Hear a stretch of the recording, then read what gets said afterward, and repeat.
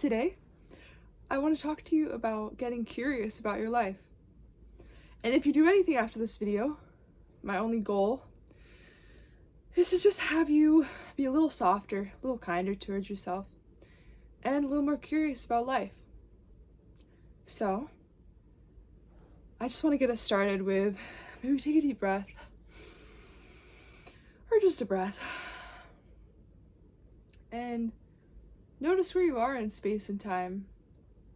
If you've kind of been rushing around today, maybe notice what it feels like to sit still and watch this. Maybe notice what it feels like to want to get through this as fast as possible. Maybe notice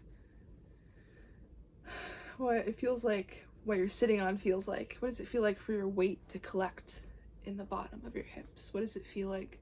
Are you sitting on something hard? Are you sitting on something soft and squishy? Is there something you can do to make yourself just a little bit more comfortable? Maybe put a pillow behind you. Maybe take a sip of a drink. I'll give you a minute. Well, not an actual minute, but a few seconds to adjust.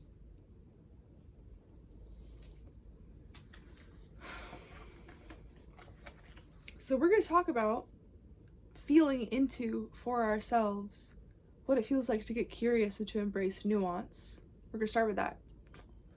And then we're going to talk about uncertainty and the intelligence of our bodies and our connection to the greater web of life. And then we're going to talk about, well, this is nice and all, but how does this actually serve me to be more curious?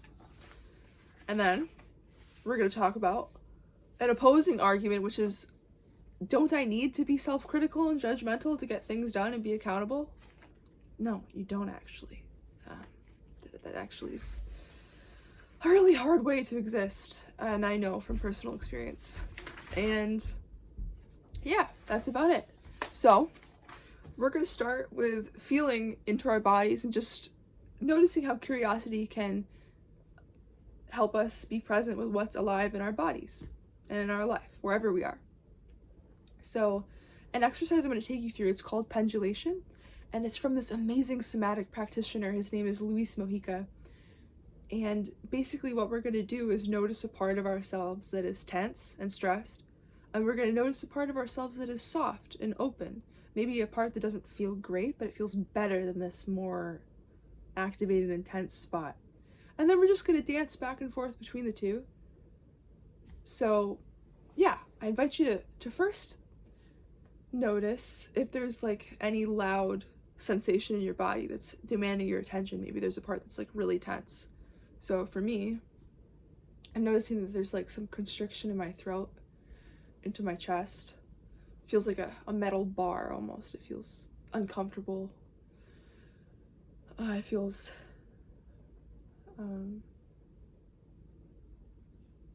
warm. Maybe like a buzzing sensation. So take your time for yourself and find a part of yourself. It could be anything. A part of your body that feels what you would call not good, feels constricted, tense, painful. And I invite you to recognize if your mind starts going into stories about it, like, oh no, like, oh, this feels so terrible, like, this has been here for so long, I want it to go away. Yeah, that's super valid.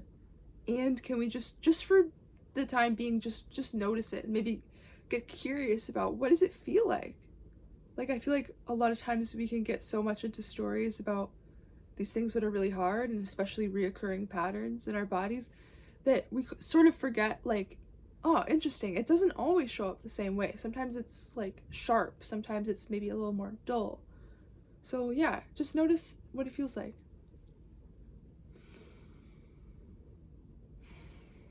And so I invite you to hold that in your awareness, and then notice a part of yourself that feels a little softer.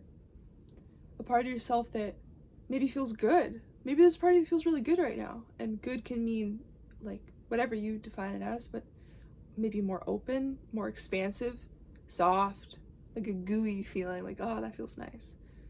And if you can't find a spot, and if a lot of your body feels tense right now, some parts that maybe we look over, like our earlobes a lot of times feel neutral. Our nose feels neutral. maybe yours doesn't, but your lips, maybe your toes, maybe your fingers. So just notice a part of you that feels either good or that feels neutral or less tense. Maybe you can't find any spot that doesn't feel tense, but you can find a spot that feels less tense than that really loud part you found. And so now we're just gonna go back and forth between the two. So noticing the part that is feeling tense, so giving your attention to that part. And also just to name, like if it's hard to do that, you can also put like a pillow or like a grumpy turtle on your stomach, or like directly against that part of yourself that doesn't feel good. You can hold it for like support on your body. Just let your body know it's supported. And then you bring your attention to the part, like when that feels intense, you know, you bring your attention to the other part of you that feels soft, and you go back and forth. And I'm not going to do much more today with you, but it's a really, really wonderful exercise that's really changed my life, quite honestly, to have nuance. Because I used to be like, oh, I'm anxious. But it's so powerful to realize, well, not all of me is anxious. Like, part of my body is soft. Like I could say, oh, my jaw is anxious. Oh, my stomach's feeling shame. What does that feel like? Can we get curious about it? Like, how do you know you're feeling shame? How do you know you're feeling anxiety? How do you know you're feeling good? What does good feel like? So it just gets me so excited because it's like, it means different things to all of us. And yet there is some sort of universal, you know, ways that we associate with feeling good and bad. You know, typically good is like expansive and open and soft, and bad often feels maybe more constricted and guarded and hardened. So just noticing for yourself. And so I introduce you to that because I want to invite you to nuance, to be curious, because there's so many parts of our life that this can apply to. There's so many parts of life where curiosity can serve us by, oftentimes we could sort of, especially with social media and the news and everything, we get so pigeonholed, like, oh, that's bad, everything's so bad right now. But we completely bypass that, like, where are you now? Like, oh my gosh, there's trees and the sky is blue, and look at this, the clouds are so pretty, and my cat's right there sleeping. And so it's expanding our capacity to not deny any part of life, to not get too deep into that rabbit hole of, oh, everything's gone to shit, and not get too high in the sky or like everything's wonderful and beautiful, but noticing like, oh, there's many sensations that are occurring all at once, and we do have the capacity to hold it. And even if our bodies aren't practicing that, and that maybe we've experienced trauma and we habitually constrict around things, we can notice that it's not all of us that does that, and there are some parts of us that do have capacity, and we can feed and nurture those parts of ourselves so that we have more capacity to hold life, because these bodies of ours are incredibly intelligent. And that leads me into talking about bodily intelligence and relating to the body as an animal, and noticing ourselves in this sort of like human-centric world, and that there is a more than human world, and there is a sentient earth, and noticing that our bodies want to support us, they want to hold us, and they're not, I think a lot of times it can feel so easy to feel like your body's against you, or like we have to like dominate our bodies to get anything done. But I want to invite you to consider that, I mean, just looking in nature, like nature is intelligent and we are not separate from it. Our bodies are a part of nature. We are an animal. We are a part of the family of all things. I think there's a Mary Oliver poem that's like, yeah, in the family of things. I think it's called Wild Geese. I recommend looking it up. It's a really good poem. So I just want to offer a few quotes from this author, David Abram, who is an eco-philosopher, and he talks a lot about, being, I don't think he directly calls it this, but it's really being curious about the world. And this has incredible implications, though, you know, to embody this way of viewing the world with nuance, because it creates more empathy, and you start to see everything as, oh, I don't necessarily know. I don't necessarily know who I am or who that person is, and it helps you see with new eyes, like, that things are always shifting and changing, and it gives you the opportunity to approach things in a new way without getting too stuck in who you're supposed to be or what this is supposed to look like and what that person always does. It's like, or I always do this, you know, all these judgments. And don't get me wrong, I often get stuck in those, and I have been stuck in those the past week, to be honest. So it's helpful for me to create this video to remind myself, like, yeah, get a little more curious about things and be gentle with all of these patterns, because it's hard. It's hard being human. It is. And it's also wonderful, but it's hard.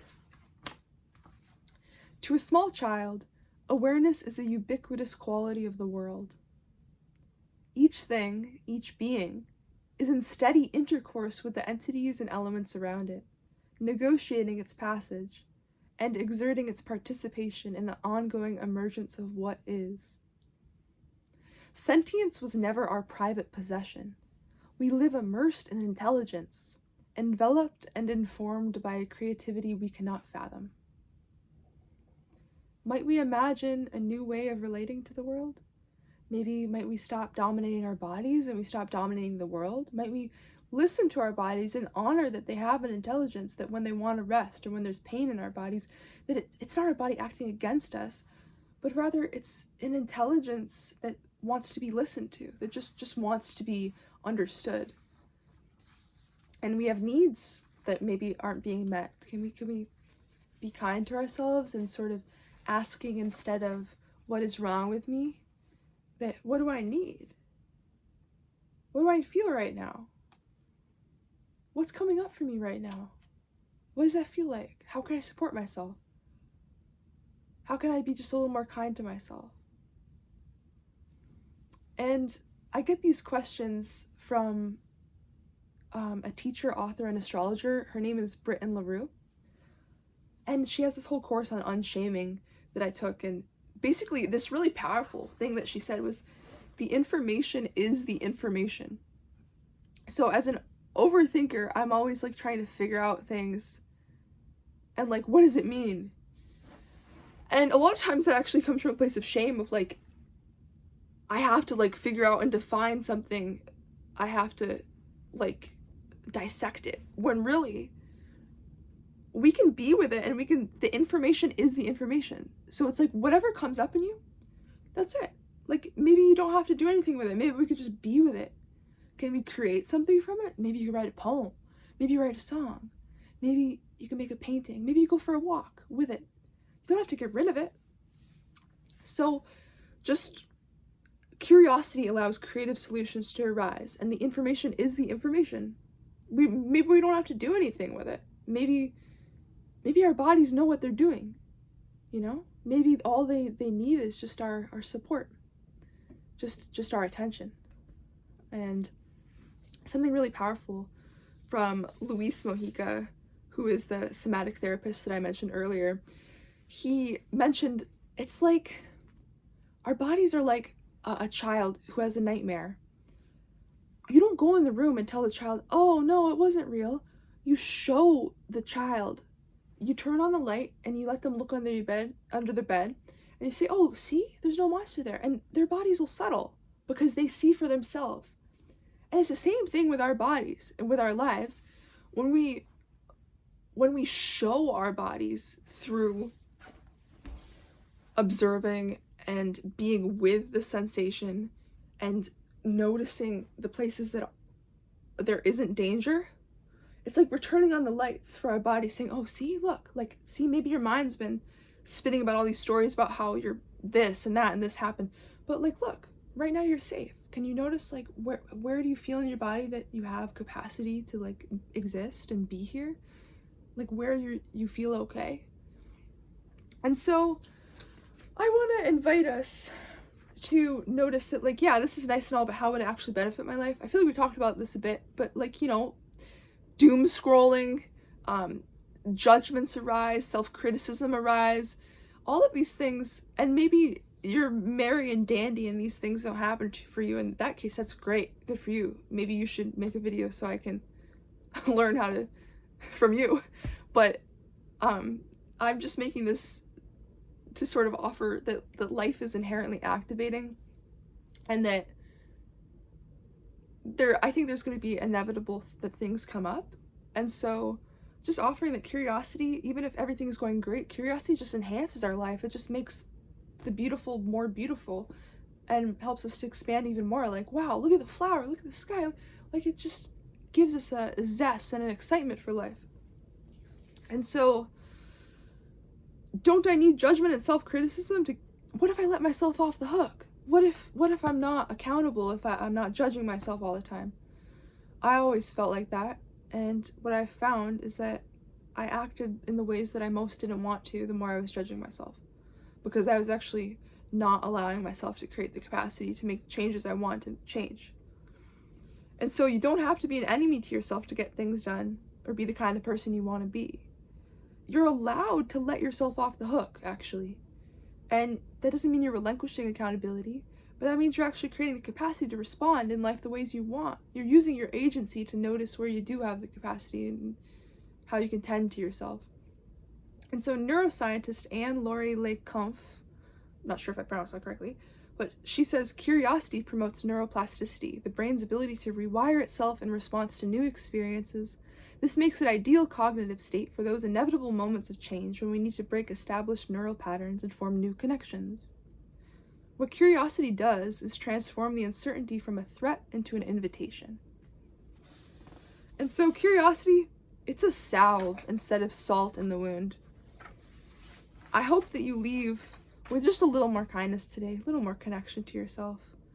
And I'll leave you with a quote. Out beyond ideas of wrongdoing and right doing, there's a field.